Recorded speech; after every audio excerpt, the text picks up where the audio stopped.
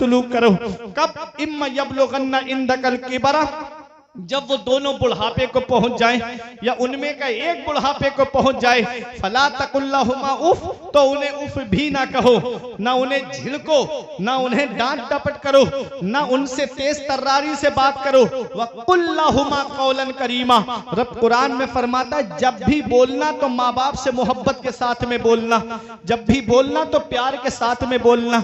हमारे उलमा फरमाते हैं औलाद को माँ बाप से ऐसे बात करनी चाहिए जैसे एक गुलाम अपने आका से बात करता है, जैसे एक नौकर अपने मालिक से बात करता है। आज माँ बाप की खिदमत हम नहीं करते नजर आते, आज माँ बाप का अदब करते हुए हम नजर नहीं आते। माँ बाप अल्लाह की कितनी बड़ी नेमत है। मेरे आका की बारगाह में यमन के नौजवान सहाबी आए, अर्ज करते हैं या रसूल अल्लाह मैं यमन से आया हूँ, जितनी जिंदगी बची है मदीने में गुजारूंगा। या रसूल अल्लाह मैं वापस नहीं जाऊंगा।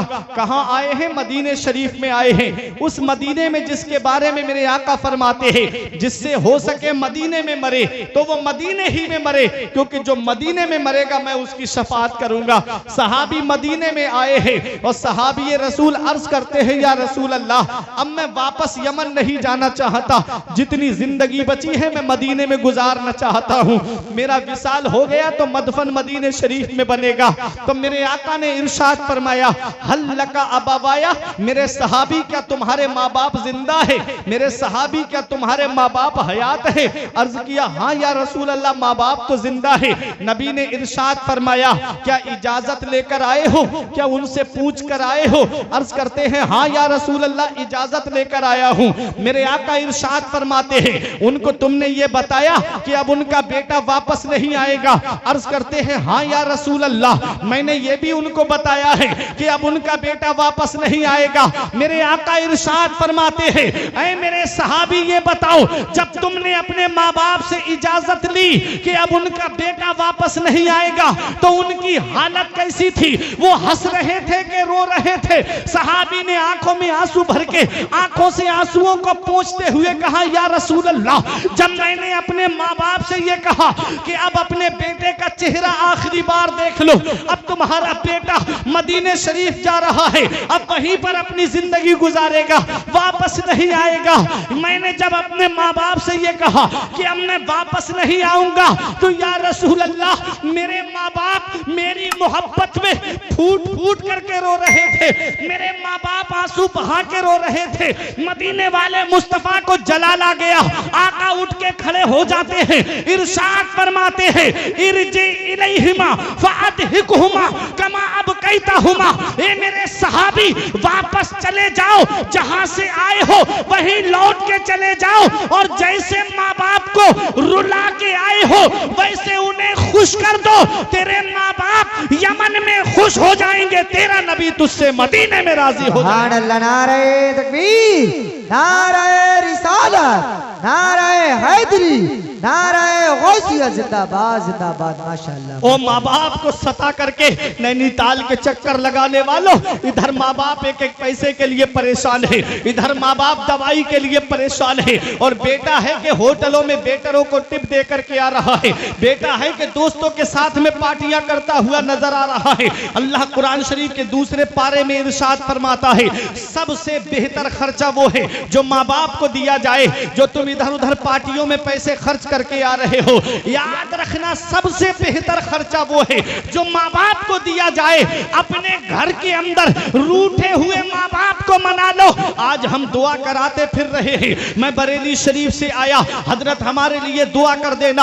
हुजूर साहिब सज्जादा की आमद हुई, हुजूर हमारे लिए दुआ कर देना। मुफ्ती साहिब किबला काशीपुर से तशरीफ लाए, कहा मुफ्ती साहब हमारे लिए दुआ कर देना। शायर इस्लाम बरेली शरीफ से तशरीफ लाए, शायर साहब हमारे लिए दुआ कर देना। हम दुआ कराते फिर रहे हैं लेकिन हम दुआ लेते नहीं है। अरे घर के अंदर माँ बाप जो बैठे हुए हैं जिनके बारे में मेरे आका इरशाद फरमाते हैं कि माँ बाप की दुआ औलाद के हक में ऐसे कबूल होती है जैसे नबियों की दुआ उम्मत के हक में कबूल होती है। सुभान अल्लाह, सुभान अल्लाह। से माँ बाप की दुआ रद्द नहीं होती, जिस तरह नबियों की दुआएं रद्द नहीं होती ऐसे ही बूढ़े माँ बाप की दुआएं भी रद्द नहीं। ये माँ बाप को राजी कर लो। माँ बाप अल्लाह की बहुत बड़ी नेमत। जिस दिन ये चारपाई घर से उठ गई उस दिन हम चिराग लेके भी ढूंढेंगे तो बाप जैसा प्यार करने वाली शख्सियत नहीं मिलेगी। मौलाना रूम फरमाते हैं पहली मोहब्बत है माँ बाप की दुनिया में जो बदला मांगती है। अगर तुम अपने माँ बाप के साथ भलाई करोगे तो तुम्हारी औलाद तुम्हारे साथ भलाई करेगी। तुमने अपने माँ बाप के साथ भलाई नहीं की तो बुढ़ापे में ये उम्मीद लगा के मत बैठना कि तुम्हारी औलाद तुम्हारा सहारा बन जाएगी। अच्छाई करोगे तो अच्छाई तुम्हारे लिए, इन अहसनतुम लिअनफुसिकुम, अच्छाई करोगे तो अच्छाई तुम्हारे लिए है। वह इन असातुम फलहा, और अगर बुरा किया तो बुराई भी तुम्हारे लिए। जैसी करनी वैसी भरनी। अपने माँ बाप के साथ भलाई करोगे तो तुम्हारी औलाद तुम्हारे साथ भलाई करेगी। कभी ये लगे नौजवानों मेरे बाप ने मेरे लिए क्या किया है, तो अपने वालिद के पास बैठ के एक बार उनके चेहरे को देखना। उनके माथे की सिलवटें तुम्हें कुछ पैगाम देंगी, उनके चेहरे की झुर्रियां तुम्हें कुछ पैगाम देंगी, उनकी दाढ़ी के सफेद बाल तुम्हें कुछ पैगाम देंगे, उनके कमजोर हाथों की रगें तुम्हें कुछ पैगाम देंगी। एक दिन मैंने पूछा था अपने अब्बा से, अब्बा मेरे हाथ की लकीरें नजर आ रही हैं, तुम्हारे हाथ की लकीरें कहां चली गईं?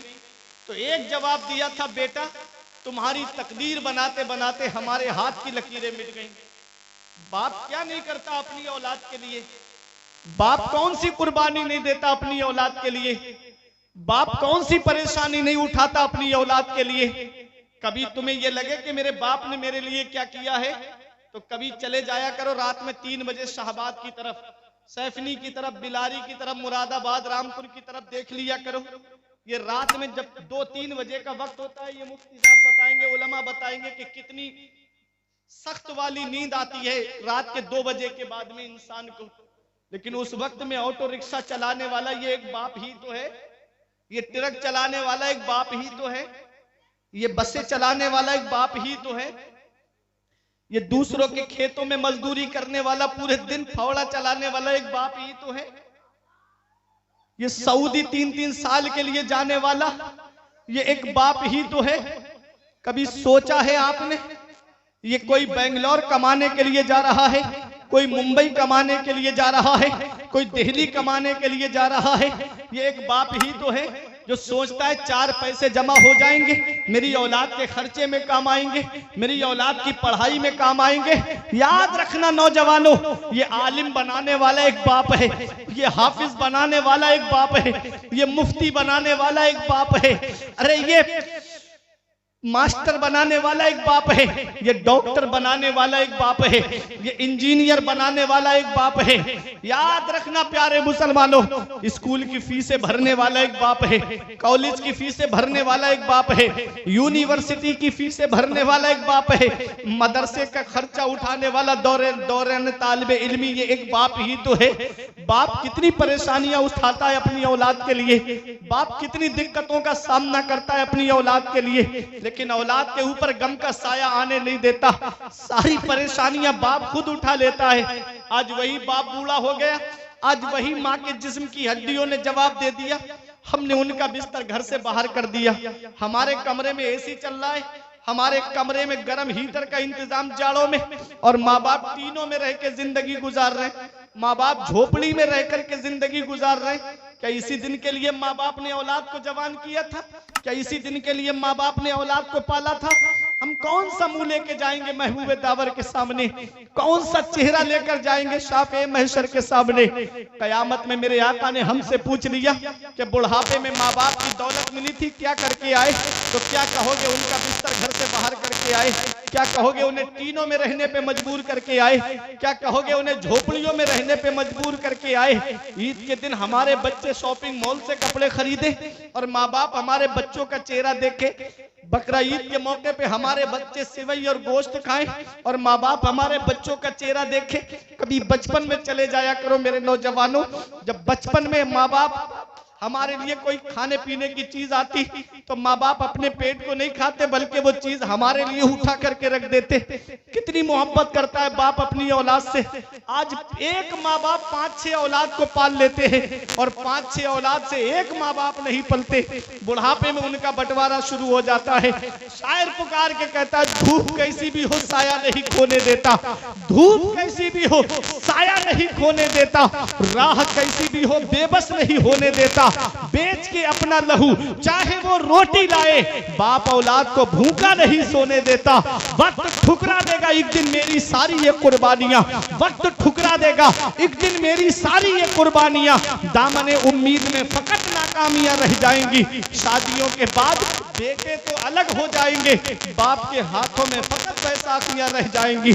और बुढ़ापा क्या जवानी क्या, ये बचपन बांट लेते हैं। बुढ़ापा क्या जवानी क्या, ये बचपन बांट लेते हैं। न होकर दिल में गुंजाइश तो आंगन बांट लेते हैं। नहीं मंजूर हिस्से में किसी बेटे को अपनी माँ, मगर आपस में बूढ़ी माँ के कंगन बांट लेते हैं। ये हालात है आज हमारी कौम के। बुढ़ापे में माँ बाप की जायदाद का तो बंटवारा करते हैं, माँ के कंगन बच जाएं उनका भी बंटवारा होता है। अल्लाह अकबर। नहीं मंजूर हिस्से में किसी बेटे को अपनी माँ, मगर आपस में बूढ़ी माँ के कंगन बांट लेते हैं। जब तक जिंदा रहते हैं तो कोई रखने के लिए उन्हें तैयार नहीं, और उनका इंतकाल हो जाए तो बेटा सीना तान के कहता है, मैं तो उसी बाप की औलाद हूँ, 1 इंच भी जगह कम नहीं लूंगा, पूरा हिस्सा चाहिए मुझको। अल्लाह अकबर। उस रब की पकड़ से डरो, इन्ना बत्श रब्बिका लशदीद। तेरे रब की पकड़ बहुत सख्त है। जब अल्लाह पकड़ता है तो कोई छुड़ाने वाला नहीं मिलता। इसलिए प्यारे मुसलमानों, माँ बाप जिंदा हैं तो उनकी खिदमत कर लो, माँ बाप हयात हैं तो उनकी कद्र कर लो।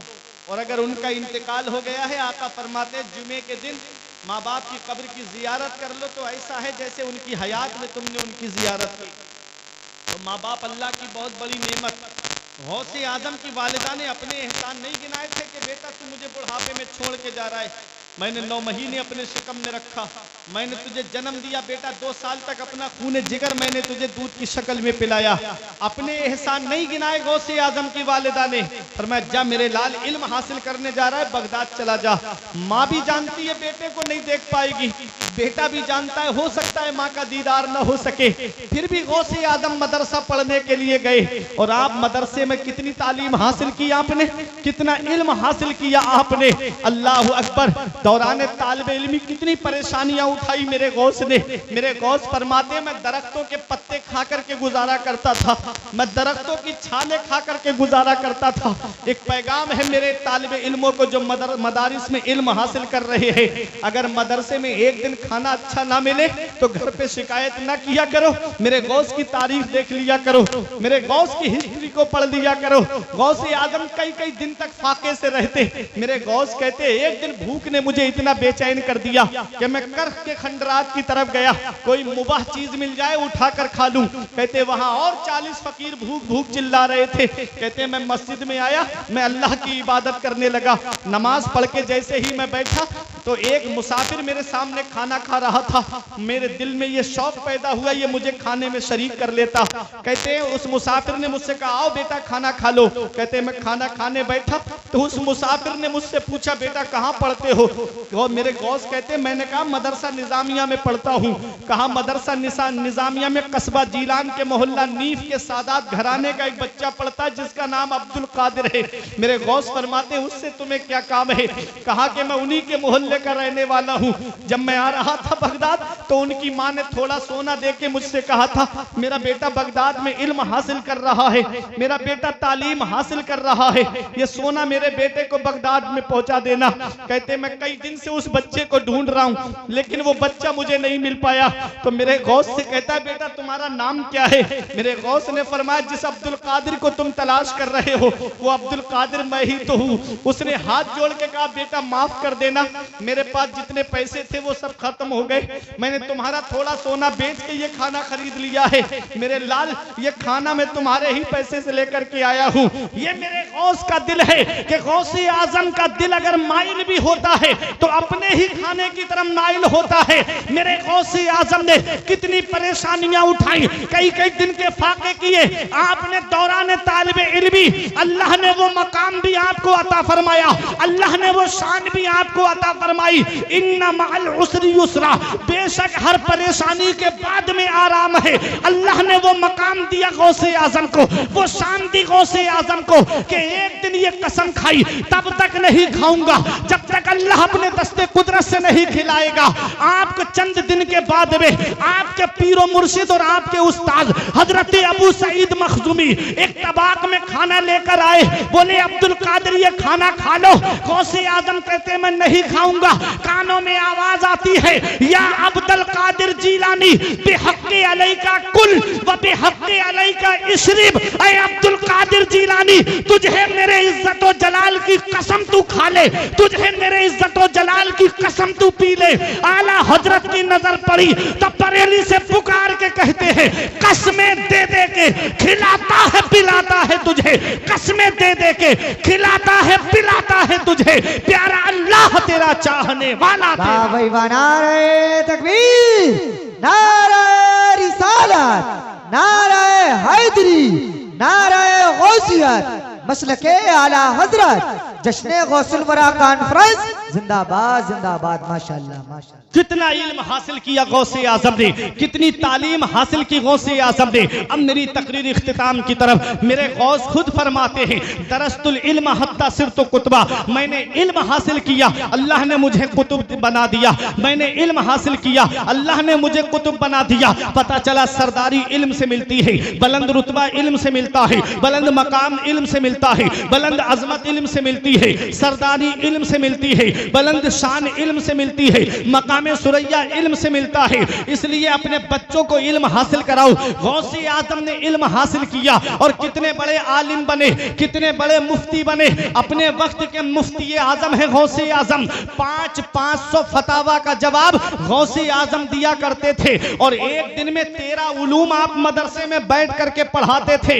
एक दिन में 13 उलूम पढ़ाते थे। अल्लाह अकबर। एक इल्म में आदमी, एक सब्जेक्ट में आदमी पीएचडी कर लेता है, 3 सब्जेक्ट में बीए कर लेता है, 2 सब्जेक्ट में एमए कर लेता है। अल्लाह अकबर। गौसे आजम की शान देखे। मदरसे में बैठ करके आपने एक दिन में 13 उलूम पढ़ाते थे और कितने साल पढ़ाया गौसे आजम ने मदरसे में बैठ करके? 40 साल मदरसे में बैठ करके गौसे आजम ने पढ़ाया है और 40 साल में हर साल आपके मदरसे से 3000 तालिबे इल्म आलिम फाजिल मुफ्ती बनकर के निकला करते थे। ऐ ललवारा की सरजमीन पे रहने वालों, गौसे आजम उस जात का नाम है कि जिसने 1,20,000 आलिम इस कौम को अता फरमाए।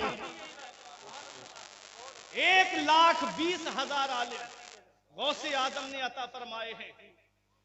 जब सुल्तान सलाहुद्दीन अय्यूबी ने बैतुल मुकद्दस को फतह किया तो उनकी फौज में जो मुजाहिदीन थे अक्सर गौसे आजम के मदरसे के पढ़े हुए आलिम थे और कुछ हुजूर सैयद कबीर अहमद रिफाई अलैहिर्रहमा के मदरसे के थे और कुछ इमाम गजाली के मदरसे के थे। सुल्तान सलाहुद्दीन अय्यूबी कौन है? पूरी जिंदगी जंग लड़ते रहे, पूरी जिंदगी तलवार चलाते रहे। मौत बिस्तर पे आई, किसी ने कहा ए सलाहुद्दीन अय्यूबी पूरी जिंदगी तलवार चलाई, पूरी जिंदगी जंग लड़ते रहे, जिस्म पर आपके तीरों तलवारों और नेजों के जख्म के निशान मौजूद है, आपको मौत बिस्तर पे आ रही है। तो सुल्तान सलाहुद्दीन अय्यूबी से जब कहा कि आपकी गर्दन किसी तलवार से क्यों नहीं कटी, तो सुल्तान सलाहुद्दीन अय्यूबी कहते हैं दुनिया में कोई ऐसी तलवार बनी ही नहीं है जो सलाहुद्दीन की गर्दन को काट दे। कहा किस बिना पे कहते हो? अब ये उलमा दुआओं से नवाजेंगे। पूछा किस बिना पे कहते हो? तो कहा जब बचपन में मेरे वालिद नजमुद्दीन अय्यूब मुझे गौसे आजम की बारगाह में लेकर गए, कहा मेरे बच्चे के लिए दुआ कर दो, तो गौसे आजम ने मेरी गर्दन पे हाथ रख के फरमाया ये फातिह इस्लाम है, ये बच्चा मुसलमानों का किबला अव्वल दुश्मन बैतुल मक़दिस को फतह करेगा, कहा मेरी गर्दन पर किसी और का हाथ रखा हुआ नहीं है, बल्कि बगदाद के गौसे आजम का हाथ रखा हुआ है। अरे जिसकी गर्दन पर गौसे आजम हाथ रख दे, उसकी गर्दन को कोई तलवार काट ना पाए। क्या दबे जिस पे हिमायत का हो पंजा तेरा, क्या दबे जिस पे हिमायत का हो पंजा तेरा, शेर को खतरे में लाता नहीं कुत्ता तेरा। नारे तकबीर, नारे रिसालत, नारे हैदरी, नारे गौसियत, मसलके आला हज़रत जिंदाबाद जिंदाबाद माशाअल्लाह। ये है गौसे आजम, मेरे गौस फरमाते हैं मुरीदी ला तखफ अल्लाह रब्बी अतानी रिफअतन निलतुल मनाली। ऐ मेरे मुरीद मत डर, ऐ मुझसे मोहब्बत करने वाले खौफ मत खा, अल्लाह मेरा रब है। हमने गौसे आजम की बारगाह में अर्ज किया, ऐ मेरे गौसे आजम हम कहाँ ना डरे, हमारे यहाँ का तरीका तो ये है, हमारे यहाँ का उसूल तो ये है। नारे रिसालत, नारे हैदरी, नारे गौसियत। उस्तादुल उलमा मुफ्ती जुल्फ़िकार साहिब किबला, उस्तादुल उलमा मुफ्ती जुल्फ़िकार हुसैन साहिब किबला नईमी, मुफ्ती आजम काशीपुर, उलमाए अहले सुन्नत। नारे तकबीर, नारे रिसालत। बैठे आप। कैमरे हटा लीजिए, कैमरे हटा लीजिए, मुफ्ती साहब का कहना है कैमरे हटा लें आप।